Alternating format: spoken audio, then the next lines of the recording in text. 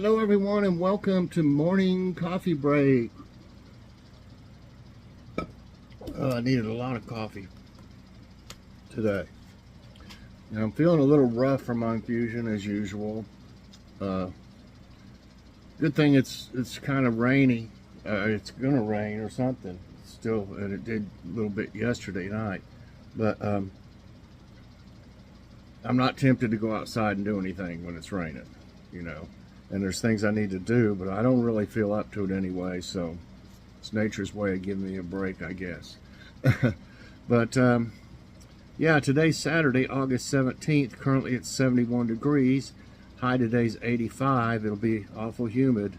24% chance of rain and winds at 4 miles per hour right now. And I got some good news. If you see a short, I did a short yesterday. I did two. One was one of those like random picture shorts from 4 years ago. Google Pictures sends me all these little videos. I've got tons of them and I never use them. For a long time I didn't know how to get them on my gallery to use them, you know. But now they have a button. They have the YouTube button on them, and that was one of my biggest complaints too. What good were they if you couldn't you know, put them on YouTube? You could do Facebook and all that, but I'm not into that as much. So now they've got it to where you can send it to YouTube without having to have it in my gallery. So anyway, I saw this one and I was, you know, you have to change it around and everything to make it yours, you know. They give you like a template. That's CapCut. You get like a template and then you have to put your own pictures and things in it and anything you might want to write on it. But I usually, if I add anything to like a pop-up on it, I go ahead and just do it through my editor in my gallery instead of theirs, because they don't have a good way to place it. When you put it, it'll be on there for the whole time. I can't find any way to make it just short, really short, to where it just pops up and then goes off. It stays on there the whole time. You can see that, what I'm talking about, on the one at Morning Coffee Break with the, shows me and Kitty at the end. That one, you know, it says it on top and bottom, Life with Mike, I think, and Morning Coffee Break, but it's on there the whole time. I really wanted it just to pop up at the end of that one, but that one still looks okay. But anyway, I've been working a lot trying to learn more about intros. I don't know if outros, a lot of people, as soon as they probably, you know, I'm just being honest, probably as soon as I say please press that like button, you know it's over with, and you click out of it. And I don't blame you for that, you know. I say the same thing every time at the end, but you know, then most people probably wouldn't even watch an outro then, you know. So that's just what I think. You know, I'm not saying anything bad about anybody or anything like that. It's no big deal. If you don't want to watch where I say please like and subscribe and all that, somebody that's new might probably watch that part in the end. But you know, it's just common sense that people will cut it off when they know I'm done. You know, basically. So that's why I don't have outros, really. I just think it'd be a waste of my time. But I am trying to get some nice and interesting intros. I hope that y'all are enjoying them.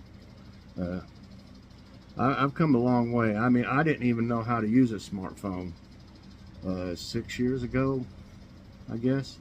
When I got my first one, that's when I started my channel and stuff.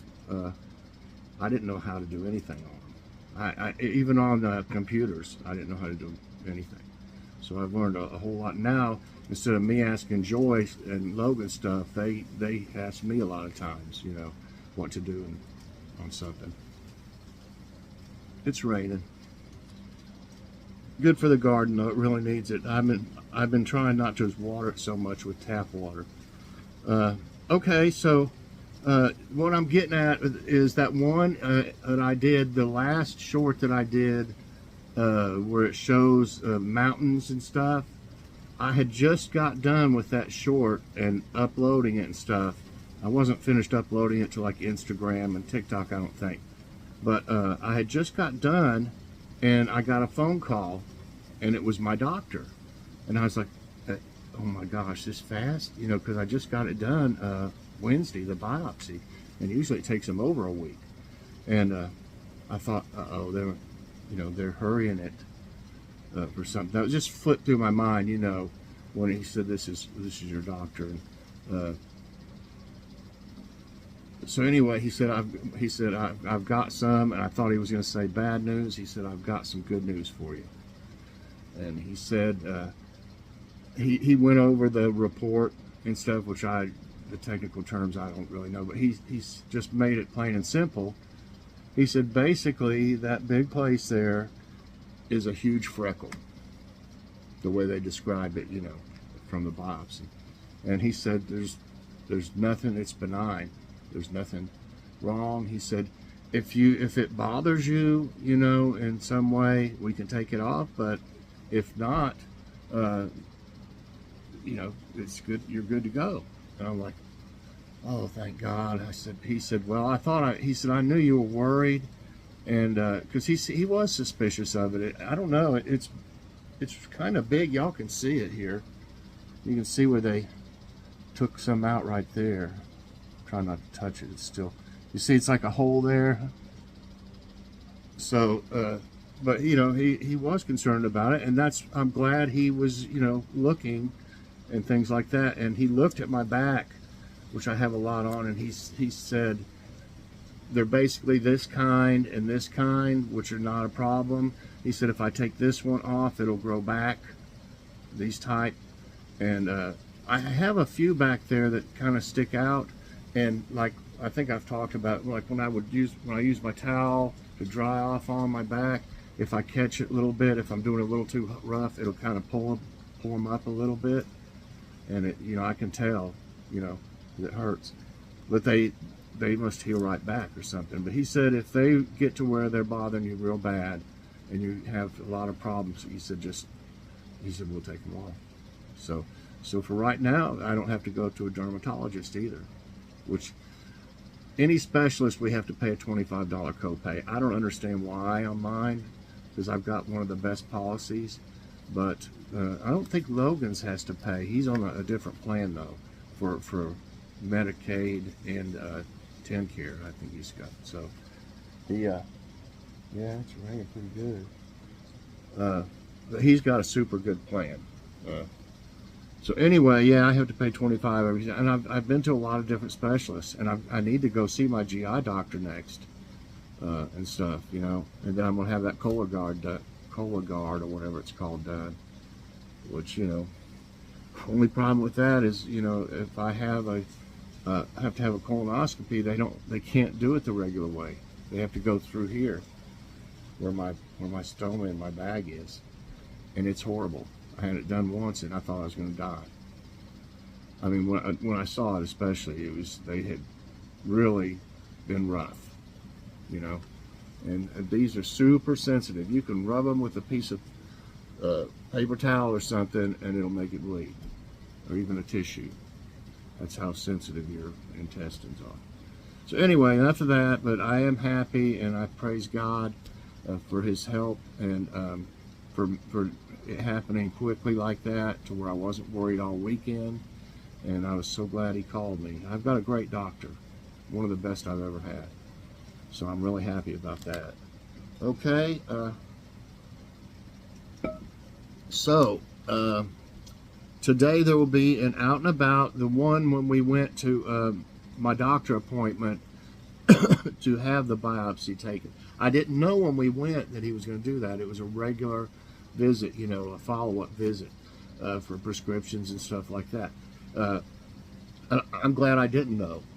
I know he's, you know, he's a smart guy, and he figured what he was going to do before I got there, and then just popped it on me, and I was like, oh, okay.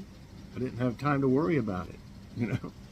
So yeah, so that's what we did on this out and about. It was a nice day. What's for dinner? I think something pretty easy. We've got some of those crispy chicken tenders left. I think there's only 5, but one of them's real big. I could probably just eat one, or Joy could. And 2 for me and 2 for Logan, or however. It doesn't matter. I'll split one with her. They're pretty big. and some mashed potatoes. I don't know if we might have real mashed potatoes. I think there's enough there. If not, I'll fix some instant, and peas. We keep eating green beans, and we're going to have peas this time. So let's see what's going on with the jokes. I hope I'm not going to run too late, but I had a lot to say. I mean, I'm so happy how that quickly worked out, you know. And I've been praying, and like I said, I just got done with that. It was like here's your answer, you know, right away. You know, I thought about it, and I read that, and I loved it, and so I used it, and then it's like he knew. It was almost like a prayer to him, and he answered my prayer as soon as I was pressed that upload button. It was something else. It really made me, you know, feel closer to the Lord. Okay, here's jokes. I got really angry. Oops, what did it do? I'm gonna have to go back to it. I don't know what happened. It's been acting up lately. Has y'all's been acting up any? Mainly for some reason my tablet. I don't know if it's only like 3 or 4 years old, maybe two or three. Okay, here. I got really angry with my car navigation today. I even yelled at it and told it to go to heck. 20 minutes later, it brought me in front of my mother-in-law's house. There you go. A man walks into his doctor's office and puts a note on the table for the doctor to read. It said, "I can't talk. Help me." The doctor nodded sagely and instructed the man to put his thumb on the table. The man thinks to himself that his thumb has nothing to do with his inability to talk, so he does as the doctor ordered. The doctor quickly picked up a big book and whacks the man's thumb with it hard as he could. Ah! Ah! The man yelled. I added a little bit ad-lib to that. It basically just said, ah. Good, the doctor said. Come back tomorrow and we'll work on the bee. The bee? We'll work on the bee. What's the bee? I don't get that part. I don't know. I can see where he said good. Come back tomorrow and we'll work on the bee. What? I don't get that. I don't know. I'm missing something. Am I? I'm just drawing a blank on that at the end. But I can see why he whacked his thumb, because he could talk. Another one from Groucho Marx. Wow. Thought of the day. Paying alimony is like feeding hay to a dead horse. See, he always had some crazy, you know, little sayings. Man, who was the other one? Oh my gosh. I can't think of his name. She's laying on her back. That feels good with it raining, that breeze coming through the windows. I can't think of that other guy's name. He was like a cowboy type that had all these different sayings. One of y'all will probably know who I'm talking about. Let me know. If I wasn't trying to think of it, I'd be able to say it. Okay, let's see what we got for trivia. I found one that looked pretty good. I think it's this one. I gotta go to answer. Okay, what is the most? This is general, so it might be other stuff. I don't know. It might be all about game parks or amusement parks. What is the most visited amusement park in North America? Magic Kingdom, Universal Studios Florida, Disneyland Park, SeaWorld Orlando. I don't know. I know Universal Studios is pretty cool, but I don't know if you could beat Disneyland. SeaWorld, I think a lot of people are on their case, you know, for having these big killer whales in captivity. That's one reason that their fins will turn you know, they'll be bent down and stuff. They're not emotionally right or something. I can't remember all the explanation for it, but they don't like being in captivity. They're too big, if you ask me, in my opinion. So I wouldn't go just because I wouldn't want to let them make profits off that. That's just my opinion, everybody. Not that I haven't. When I was little, I've been to one. I think it was when we lived in Florida, as a matter of fact. And it was, you know, of course, it was great. When I was a little kid, I was like, you know, I didn't know anything. I thought they were, you know, happy to be there. They were jumping around and flipping around and stuff. I don't know. But anyway, I want to say Disneyland Park. No, it's the other one, Magic Kingdom. So, you know, I don't know what the big difference is between the Magic Kingdom and Disney Park. Is one of them the one in California and one of them one that's in Florida? So I was on the right line, but not the right one. The Magic Kingdom theme park at Walt Disney World Resort. Okay, this one's in Orlando, the one we went to. I went to the one in California. I know now. I remember. It was the one in California, and I was really, really young, and maybe 7. And the one in Florida, we went to, and we had Logan. I think Jackie wasn't even a year old, so she stayed with Mom and Dad. And but yeah, we went to that one too. And it's is visited by approximately 20.996 million people in 2019, making it the most visited amusement park in North America. Wow. Wow. Next question. Which of these is a desert in Utah? The Sahara Desert, the Atacama Desert, Great Salt Lake Desert, Great Victoria Desert. I don't know that much about this, but I do know that the Salt Lake is in Utah, I'm pretty sure. So that's what I'm going to go for. Yes. The Great Salt Lake Desert is a large dry lake in northern Utah, United States, between the Great Salt Lake and the Nevada border. Several small mountain ranges occupy the edges of the desert, and that just talks more about that. Okay, what farmers market in the U.S. is the oldest continually operating? Wow, I don't know. Lancaster Central Market? I mean, Pike Place Market, City Market, North Market. U.S. Farmers Market U.S. is the oldest I've never heard of any of these places, but for some reason I want to say City Market. No, it's not. It's Lancaster Central Market. That is really kind of an off-the-wall one, if you ask me. I don't know why anybody would hardly know it unless they live there. Designated as a market town in 1730, the city of Lancaster is home to Lancaster Central Market, the oldest continually running public farmers market in the country, according to the Library of Congress. Wow. That's interesting. But how would you know? I mean, how many stories high is the Empire State Building? 62, 102, 162, 202. Well, 62, 102, 162, 202. Well, I thought it was 110 floors before I even looked at the numbers. So I'm going to say 102. Yes. There's not much to say. It's 102. I mean, who wrote Dr. Jekyll and Mr. Hyde? Charles Baudelaire, Edgar Allan Poe, Robert Louis Stevenson, Enid Blyton. Oh man, I've not heard of the first one and the last one. I don't think it was Edgar Allan Poe, so I'm going Robert Louis Stevenson. Right. Just kind of deduction on that one.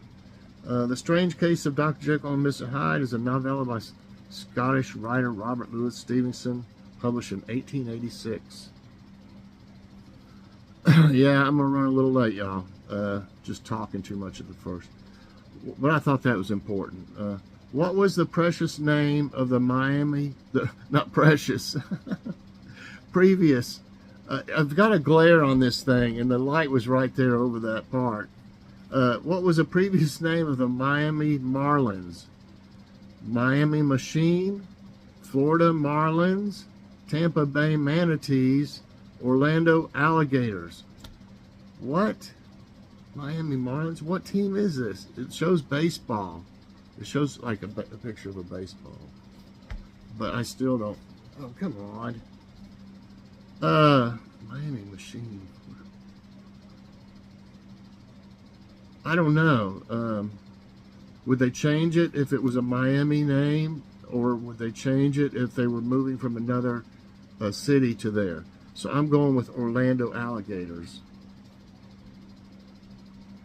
No, it's Florida Marlins. So it was like I said at first. They just changed the name. But you know, if a sports club or whatever comes from one city to another, they would change the city, obviously. So I got that one wrong, and I don't need to see anything about that. What's the national dish of Ukraine called? Borscht, bulgogi, katurati, biryani. I don't think biryani is, I think that's Indian. I've never heard of katurati. I've heard of bulgogi, but I think it's borscht. Come on. Right. The national dish of Ukraine is borscht, the well-known beet soup, of which many varieties exist. Beet soup. I wondered what that was. I've seen a recipe I forgot.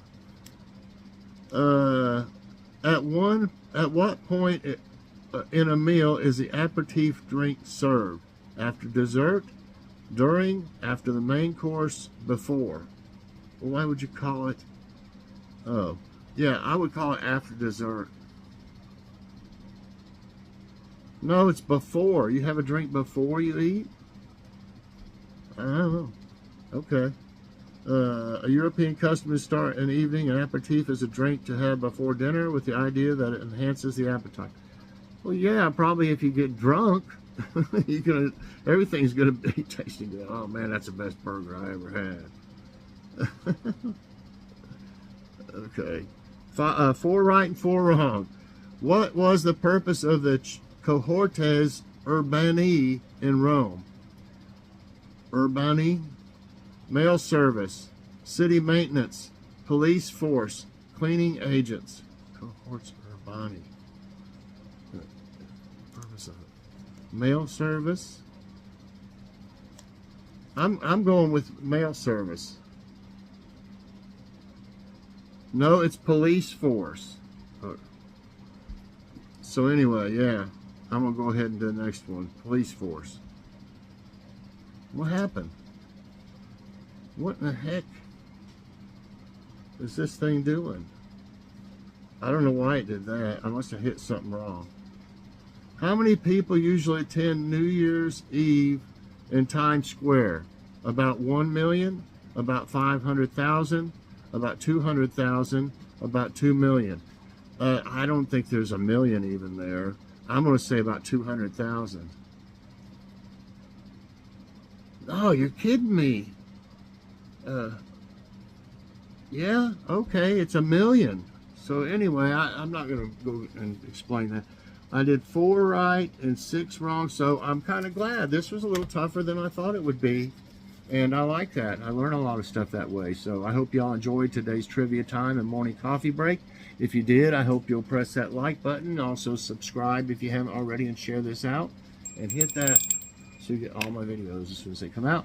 Everybody, I hope you enjoyed this, and watch Out and About with Mike and Joy later on when he went to the doctor. It was a nice day, and you can see some nice mountains in the background on the way over there. Bye, everyone, and God bless.